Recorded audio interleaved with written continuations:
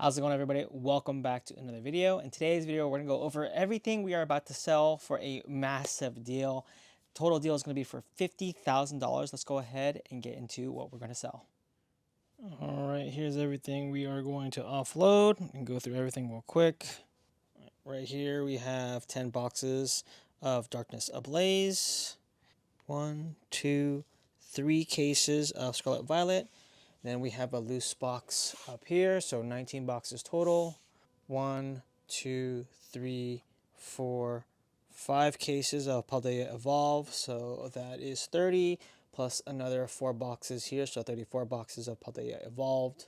4 boxes of Vivid Voltage, a loose box of Astral Radiance, and a box of Silver Tempest. That pretty much wraps up everything we have from Sword and Shield era. Most of this is predominantly Scarlet Violet era, as you guys can see. We have 1, 2, 3, 4, 5 cases of Obsidian Flame, so 30 boxes total. Moving on to Paradox Rift cases, we have 1, 2, 3, 4, 5, 6, 7 cases of Paradox Rift, so 42 boxes.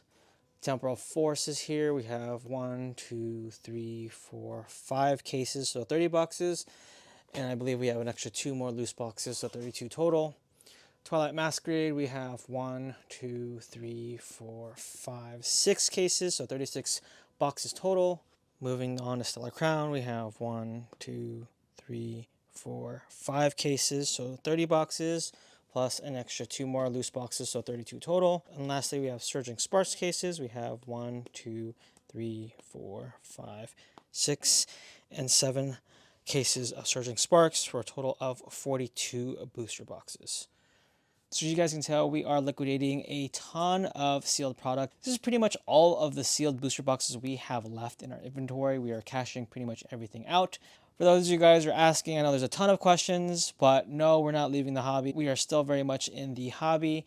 The business is going stronger than ever, especially in today's market. One of the most obvious things while we're removing all of this product is just amount of space. If you guys can tell, it just takes up a lot of space. This is also one of the major reasons why we moved away from ETBs, because ETBs even take even more space than booster boxes. Booster boxes, they are the most optimized in space, but after a while, if you stack cases upon cases, it's a lot. In regards to the financials behind it, I've had most of this product for quite a while now. As some of you guys know and follow us, we've had this since the release of the product. So Scarlet Violet, we've had those cases since Scarlet Violet came out. And every time a new set comes out, we pretty much just add a small position. And then if it comes to our table and we're at a show, then we'll pick it up there. Or if there's a sale, or if I trade in bulk, we'll just accumulate it over time. And as you guys know, we're churning through our inventory, and that's the most important thing to us. I know a lot of people will think, well, why are you cashing out now? The market can go higher in the future. I don't really understand why you're liquidating right now. And I do agree. I think that this product, it can go higher. I think that in due time, pretty much most of, I'd say 99% of Pokemon products over time will eventually go up. The thing you have to really think about is how long will it take before it jumps? As most of you guys know, the Pokemon market has recently boomed. I'd say within the last 3 months, 6 months possibly, you can even look back. But I'd say in the last 3 months, the Pokemon market has essentially taken off. I'd say like right before Prismatic Evolutions, things were really starting to take off, especially with Prismatic Evolutions, Destined Rivals with the Team Rocket set, and then of course Journey Together, which was not as much of a hit as we all thought it was going to be. I think that with that huge spike, a lot of the stuff behind me has jumped in price from what it originally came out with. Like I said, I've been holding this stuff since Scarlet and Violet era, so I can tell you my cost basis on that stuff when nobody wanted it was like $65, $60 a booster box. Nobody wanted Scarlet Violet back in the day. People were dumping it, they opened it, they didn't like the silver borders. We were still scooping it up because nobody else wanted it, and we've just been holding it. And as you guys know, the price has definitely gone up. I think the last cash out video, we were sold a bunch of ETBs, and you guys were hitting me up like, do we have any more ETBs that are old $300-$400 deal? Like, those prices and those days are long gone, guys. These booster boxes, back in the day, you can get it for like $100. When nobody wanted them, you can get it for 65, 70, 75. Hell, you could probably even get it for 80, like paying 80% market price. People didn't want to buy it off for 100, so you can literally get them for like 80 bucks. And if you held on it for all this time, you'd be up significantly. So that's pretty much what's happening. And the reality situation is, sure, we could hold on to this stuff for 3, 4, 5 years, and I'm sure it would go up. I'm not quite sure how much it would go up in that time, but I can tell you from since when we've held this product, we are up significantly. So there's no reason to, we call it, get greedy. We're up already. We call it like an optimization kind of a thing. And optimization is one of the things that we really focus on the business is how optimized would the money be stuck in this for the next 3, 4, 5 years? Would it appreciate in that much more in value in that time than as if we were to use that money for something else? Some instances for we could use the money would be we could probably put it in the stock market, or we could buy more collections. We just bought a massive collection last week. That deal was for $23,000. That's just the way I think of it. I think there's more opportunity by having more cash available on hand, ready to buy. The buying is the hard part. Selling is the easy part. People don't understand. It's funny that people think that selling is the hard part of having cards. As someone who has a business, I can tell you right now that selling is the easy part. Anybody can, give a slight discount and your cards will move. You find the right people, you can move a whole collection. You give a percentage discount, it's easy to move. Selling is the easiest part, especially if you have a good network. Buying is the hard part because once you run out of inventory, you need to replenish that inventory. So once again, coming back to being able to scoop up massive amounts of inventory at a great price, cashing folks out, that is where the power is going to be. And I think for us, while we do have funds available like that $23,000 bulk deal that we just did last week, the business does have that money to spend. But, what if 4 other people with that want to be cashed out? So that's 100 grand. Once again, there's not very many people who have 100 grand on hand, whether it be a business, be an individual, be a company. That is a lot of money to have and to be on the hook for, and then try to sell. I think that's one of the things people don't understand is that having cash is the power. As they say, cash is always king. And we've noticed I'd say for like the last 3 months, despite this whole surge in Pokemon and seeing everybody come into the hobby, despite how many people are there, we've been noticing even at bigger shows, there hasn't been a lot of trading going on. People want to buy cards and then they want to sell their cards. They don't want to take it in trades. They just want to get cashed out. And as someone who does a lot of these shows, having cash is always where having the power is, because you can literally offer a large amount of cash for someone's collection and they would most likely take it because there's just not that many people who will buy everything. A lot of people you see, they're like, I'm looking to get cash out of everything. I don't want people to piece it out.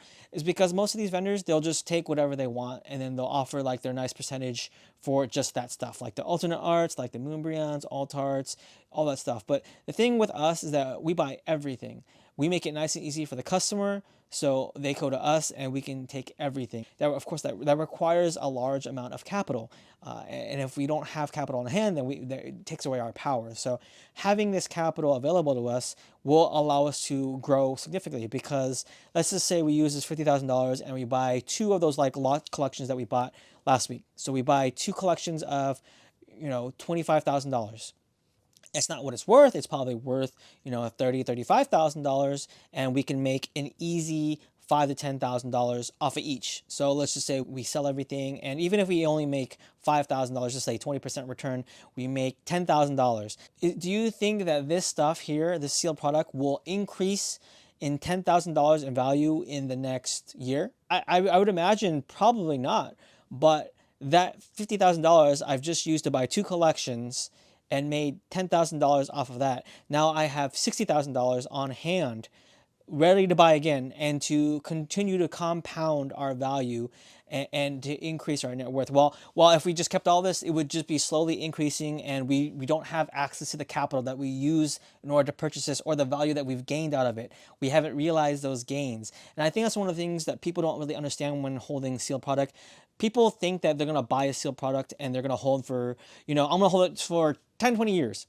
But the reality situation is that that rarely really happens. I've talked to another vendor about that. When people say they're gonna hold it, they're gonna buy it and keep it in a closet, it's very rare that it actually happens. It's something that eventually turns up where they need the funds, whether it be they're getting married, they have, God forbid, an emergency, a health scare, or they got laid off. Some situation requires where they need capital really quickly, and the first thing to go is, these, what we call them, expendable items, these fun luxury items. Pokemon is the top one of that list. This Pokemon is not required to live.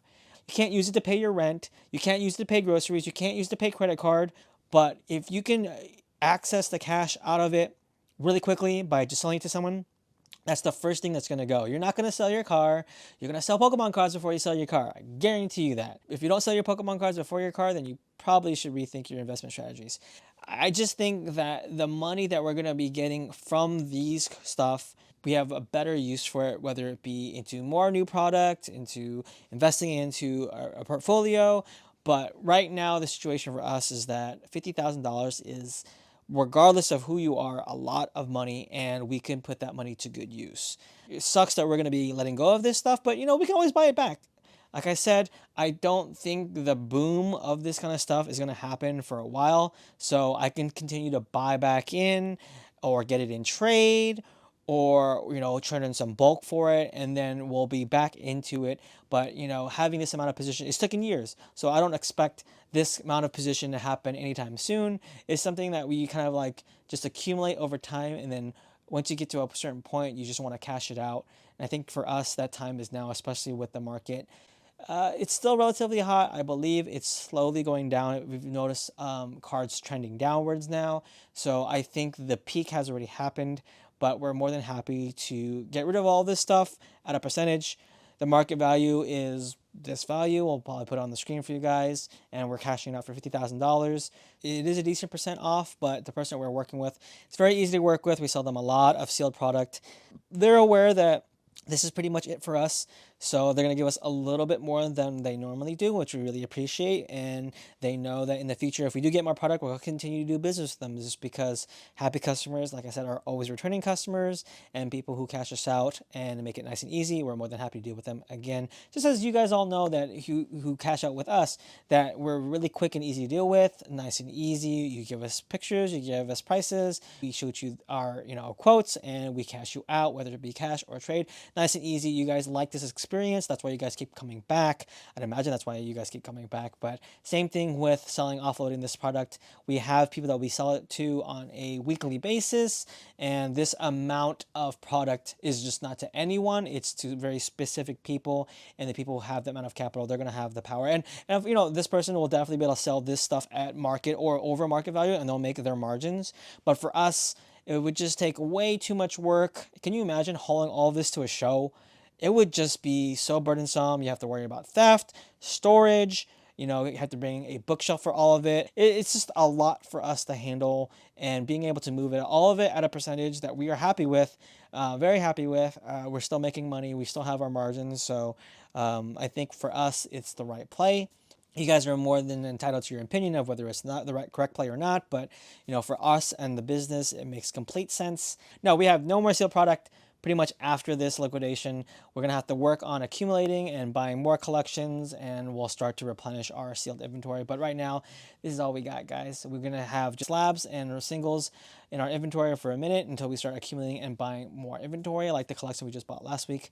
But like I said, we're always buying, as we're going to have cash on hand. So if you guys ever have any cards you want to sell us, feel free to shoot us a DM through IG. If you guys have pictures, if you have a list, more than happy to give you guys quotes. Stop by the table whenever show that we're at.